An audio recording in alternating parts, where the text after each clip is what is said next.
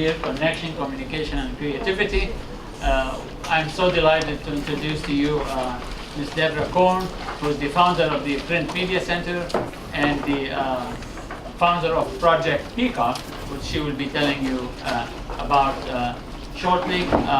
That's also the reason this is probably the first time you see your professor wearing a bow tie, which is actually made from actual real peacock feathers.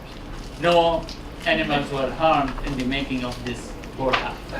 Okay, it just fell in the feather and then we stick it on. So without any further ado, Ms. Deborah Korn is going to take the lead, and then she will introduce you to the other keynote speakers as the time progresses.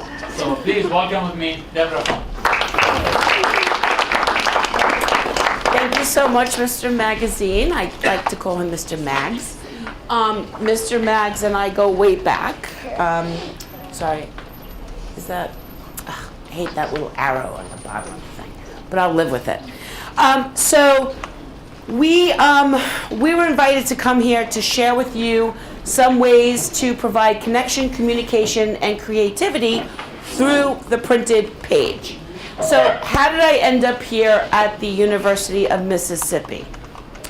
Well, I worked in advertising agencies for 25 plus years as a print production manager. And what that means is that, how I used to describe my job is that I would help creative people bring their ideas to life.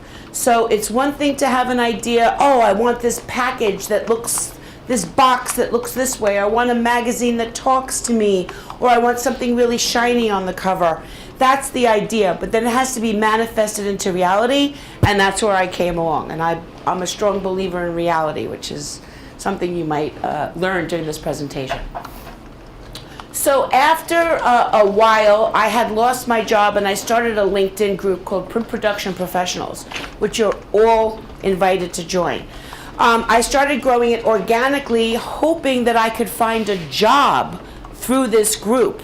And I invited people like me and printers and designers and headhunters to join me, and because I wanted to network to find a job. But because humans were involved and humans have free will, they kind of decided to use the group as an actual resource so they could help each other. So all of a sudden people would start posting things like, does anybody know what this shiny technique on a magazine is called? Does anybody know how I can create a binding that doesn't break apart or that lays flat when I open a book? And they started helping each other, and the group grew and the group grew, and to the point where I declared myself the Intergalactic ambassador to the Printerverse because there were so many people in it. Today it is actually the #1 print group in the world. There's over 96,000 people in it, and they range from people who sell janitorial supplies into print shops to the people who make the highest end 3D printers in the world, which you would see at Universal Studios, like the Hulk. They've got those fabricated life-size statues. Those are all 3D printed models.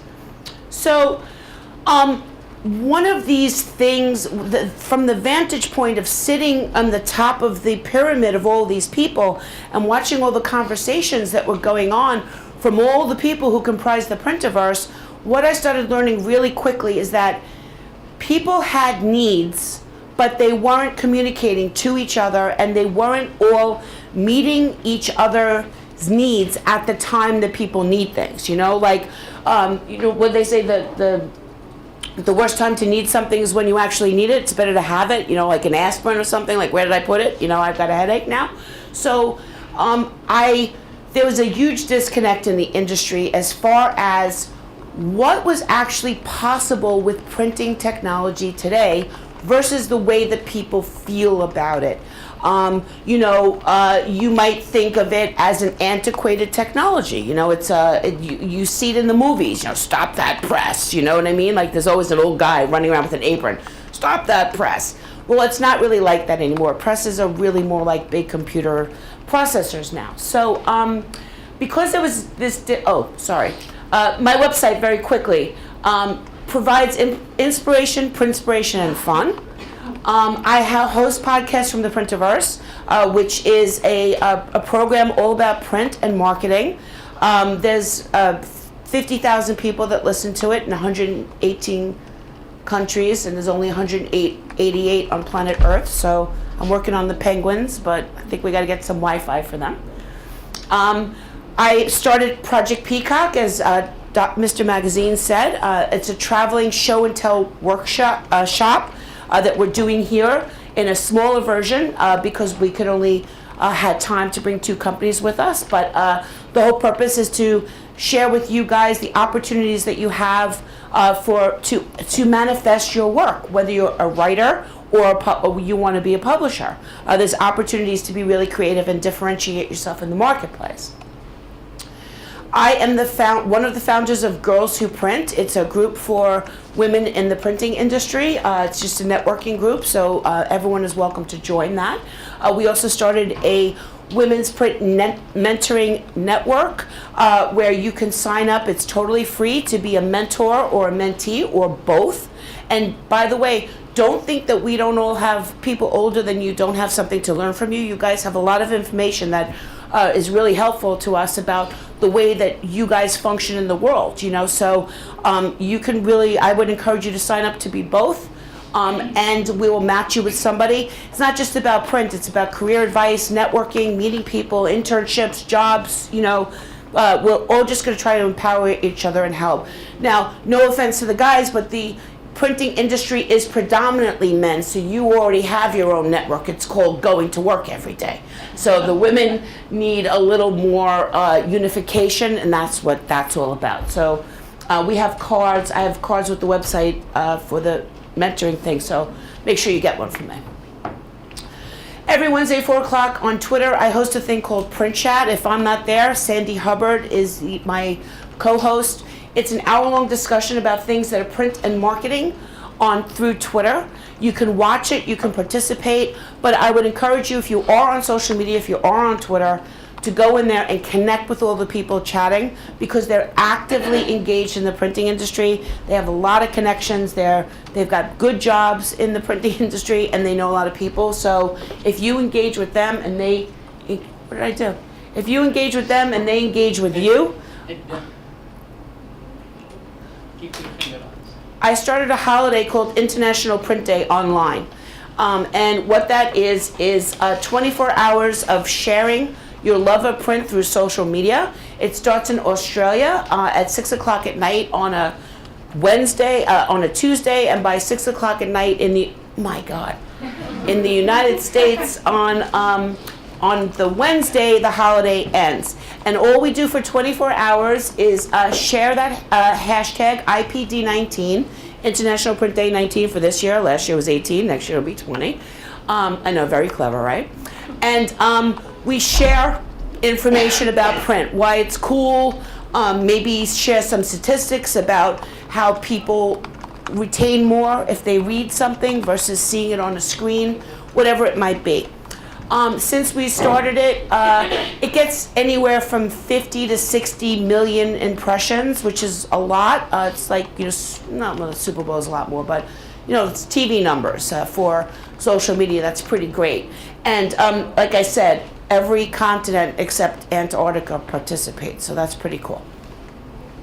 So as I mentioned before, there was this big disconnect I was seeing in the printing industry regarding all these different conversations that were going on, and there were people out there who just weren't utilizing the cool stuff that you could use to create a cover of a magazine, a cereal box in the store, a greeting card. Like every time I see something really plain, even in my mailbox, I just see it as a wasted opportunity to make a connection or some sort of creative impact on somebody that would help you stand out. So I started this thing called Project Peacock, which is why we're here now, and it is basically just a show and tell.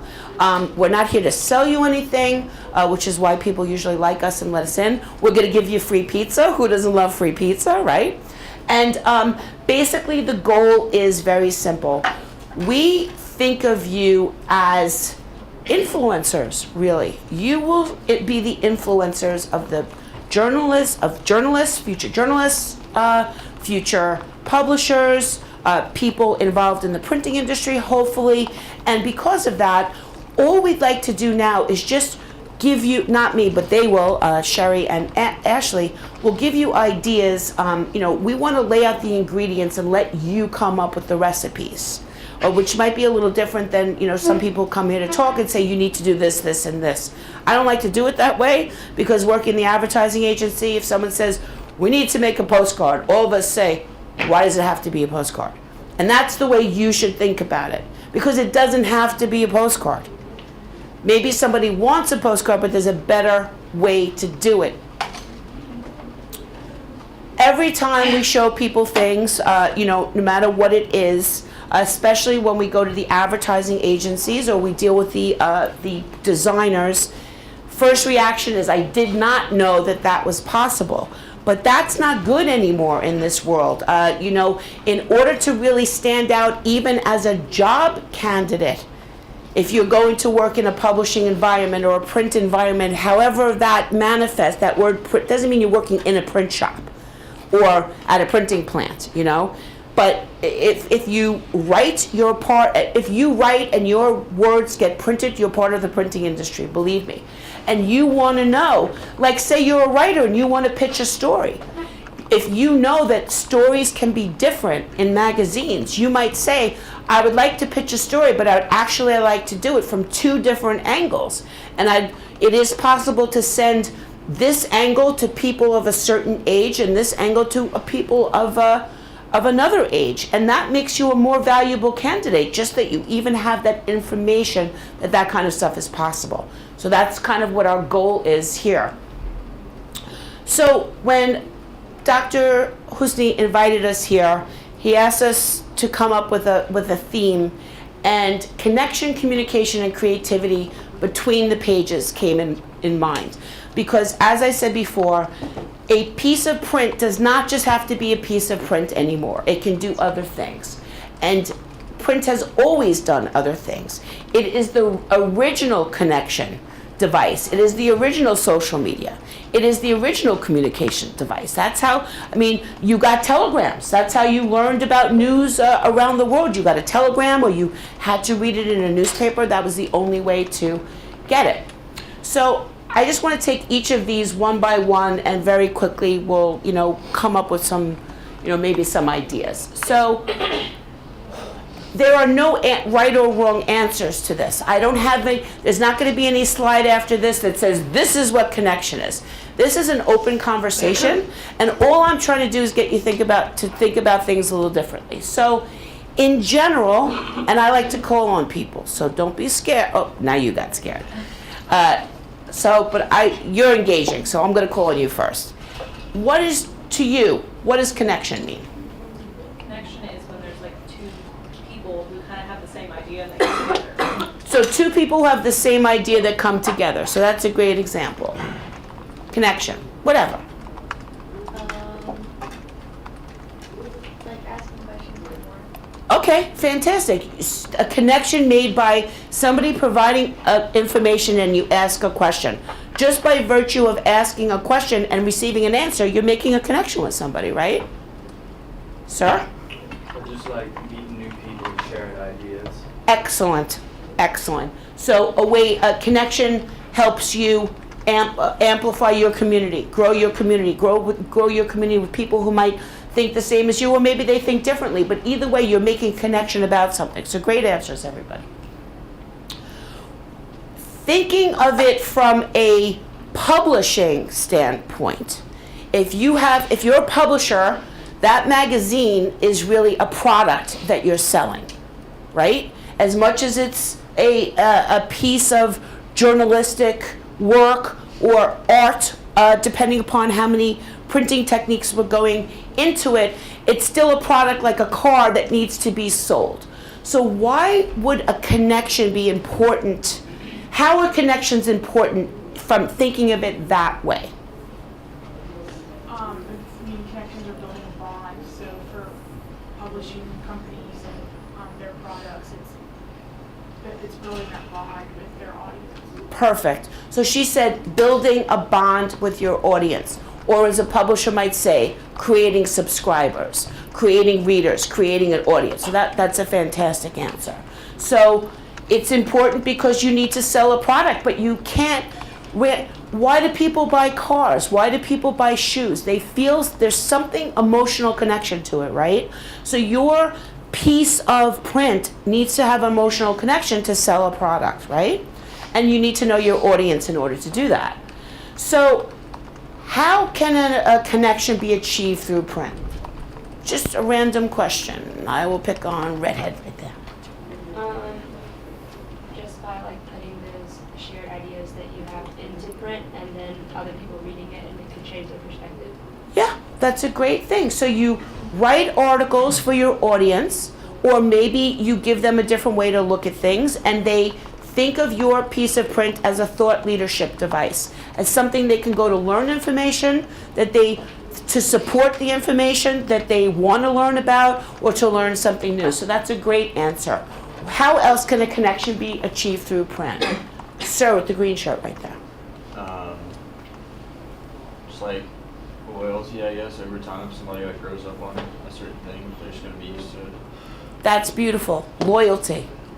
Loyalty is probably the best connection in publishing, right, Dr. Magazine? I hope, oh my God, I always call him Dr. Mr. Magazine. I get confused sometimes. Loyalty. My God, subscriptions. Loyalty. This is my magazine. I don't read In Touch. I read people. You know, or whatever. It's probably not a very journalistic response there, but an easy one that I can think. So, great answers.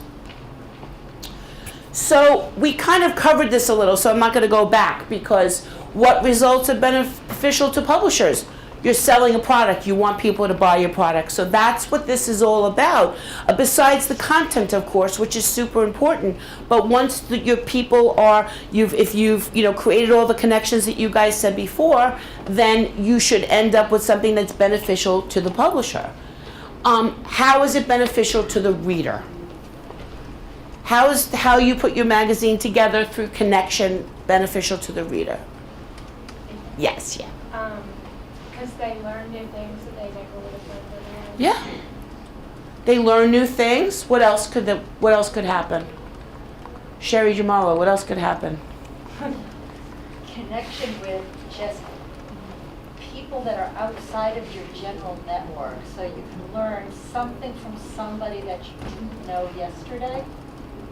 So there's all different kinds of information to look at things differently, and just connecting outside your comfort zone. Yeah, and that's a great point. Maybe you find somebody, you read somebody in the magazine who really speaks to you, and then you end up buying their book or following them on social media and creating another connection. So, but regardless of how that manifests, it still started with this piece of print that is way more than just a piece of paper and ink, which is kind of what I'm trying to get to here. So this is Mr. Magazine, and this is Bob, my augmented reality peacock, and he went out to dinner with us last night. And this is another way to create a connection with readers, to give them an experience that is actually off the magazine. Now, I was actually here last year for Act 8, correct? It was 8? Yeah. And I heard from the publishers that they actually don't want people off the magazine, because to them, the magazine is what is the connection to the reader. However, I would say that I would agree with that, but there are ways to enhance things, right? So personally, if it's a children's magazine, for example, and maybe you want to help a parent create a connection with their child through storytelling, that's a great way to create a connection through print, right? You can do it through digital tools. There's nothing wrong with that. It still starts with the magazine. It's not changing the value of that piece of print. It's just giving people another experience that they cannot have in 2D. They need it in 3D. That's Bob the peacock. It's cool, right? So print as a communication device. The message matters. Why does the message matter? Oh, okay, I'll go with what I said. You dodged a bullet. The message matters to get your point across? Yeah. I mean, if you're a political magazine and you're not writing about political stuff, your message doesn't matter, right? Or if you're writing content because it's what you want to read, but it is not what creates that connection to the audience, it's not the right message. I always say the difference between junk mail and marketing mail is the message. If it's not relevant for you, it's junk and it goes in the garbage. But if it's a coupon for that sub that you love, it's all of a sudden it's not junk mail. It's like, oh, I got a coupon for a sandwich. You're very happy about it. The method matters. We kind of covered this a little too, you know. Print is a great starting point, but it's not the only way that we talk to each other. How do we talk to each other in 2019? How do you talk to people? Through social media. Social media. How else are you guys talking to each other? WhatsApp? I mean, what are you guys doing? Texting. How else are you talking to each other? FaceTime, right? It's not all face to face. So the way that you want to continue your message might leave the printed page. But ultimately, you either want to bring people back there or you want that to be the starting point. Everything in your mailbox is going to have a website on it because that's the point. It's a lead generation tool. Here's something that's interesting for me: click or scan or call. Although nobody calls anymore, I would assume. I don't call. Anybody call anything? I don't call anybody. You call things? Maybe. I'm chatbot, 100%. I don't want to talk to people anymore, but that matters. Even if I'm a publisher and I have people who haven't gotten their magazine, if I know that my audience prefers to talk on text, then I need to have a chatbot on my website. It all matters how you communicate to people through the whole process if you're in this arena. So creativity. Print as a creative tool, which is kind of my background, where I come from. So I like to tell this story, and it's, do you have shelf shout? Now, shelf shout is a term I just heard recently, but it's actually brilliant because you experience this all the time. You ever walk into, put your earmuffs on. You ever walk into a liquor store and you gravitate to the shiny wine label, right? You ever go to the cereal aisle? It's my favorite aisle in the grocery store because it's got all the cool boxes and you just want to play with them and interact with them. That's shelf shout. That is something that makes you walk right to it because you have to have it. It could be a magazine. I've seen executions where you go into the magazine store, if you still have those around here, I don't know, but you might see 5 different covers in a row. It's something that catches your eye over those other 5 different magazines next to it. Now, it still needs to do the communication and the connection for you to buy it, but that's enough to make you look, which is huge in the marketing world, which is huge if you want to create a subscriber, to make them notice you. So it's a way to get noticed. So I like to call this story the tomato connection. What does that mean? Well, this might be shocking to you guys, but I'm not training for a decathlon. I actually like to watch a lot of TV. And I was watching TV one day, and I was also kind of just walking around my house. Now, have you guys ever been listening to the radio or the TV's on or something, and all of a sudden you hear the side effects of an allergy medicine, and you're like, is the world ending? Why are people's ears bleeding? What's going on? Does that ever happen to you? I mean, those side effects are horrific. It's like, I'll sneeze, thank you very much.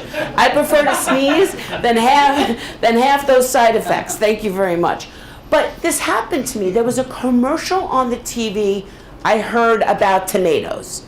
And I wasn't really paying much attention until I swore that, I have a New York accent, that's why. Swore. So, swore. I could have sworn, that's probably the better word, that they said something about lie. And I was like, lie, like they decompose bodies in the mafia movies when they don't, when they bury the people in Las Vegas and they put lye on them. Like, why are they talking about lye and tomatoes? What is going on? Because I make a lot of chili. And when I go to the grocery store, I just buy the chili, I just buy any tomatoes that are on sale because what do I care? I'm going to put my own spices in it. It doesn't matter to me. There's nothing shelf shouty about it because I'm going to do something else to it. It's just one of the components that I need, but something I thought that wasn't an important component until I heard this damn commercial. Oh, I said damn, am I in trouble? No. And yes, they had said it.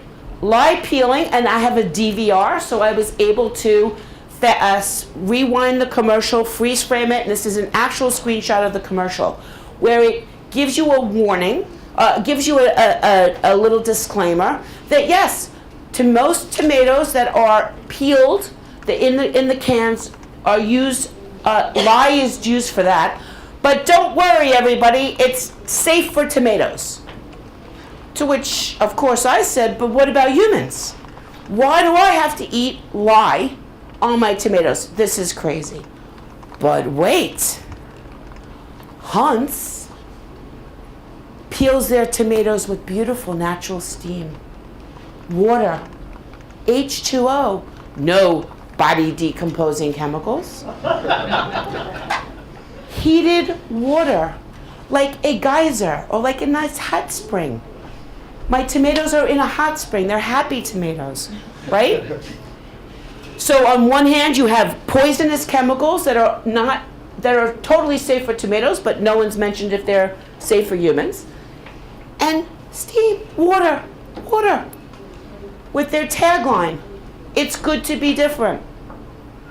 There is nothing that will get me to not buy Hunt's tomatoes now. Because why do I want to eat lye? Right? It was a simple one thing that made me think, this is what I need. This is my connection to it. It communicated to me. And by the way, it's the label that's communicating to people in the store. If you can see, that's where the little fresh steam thing is. Or there's a little display if that you hadn't seen the commercial. So that is a fantastic value proposition, a very easy thing. So whether you're writing content or putting it together or creating a printed piece, you want to find the one thing that is your flash steam so that people get your magazine, take your magazine instead of somebody else's, right? Unless you happen to own a whole bunch of them, then you're just happy that they're taking one in your family. That zip code? 33716. 33716. Thank you so much. Sorry about that. Okay, so print as a creative device. You can't really execute on your ideas unless you have knowledge of what is possible, which again is the whole point of Project Peacock. So keeping up with trends, looking at magazines and books and seeing what you like to touch and feel and smell, and why did you pick up this one instead of another one? Like, start paying close attention to why you pick things. I don't really drink, but I had to buy some wine a week or so ago, and I went into the store and I just picked out something because I knew there was a certain amount of money I wanted to spend. I just pulled something off the shelf after looking around a while.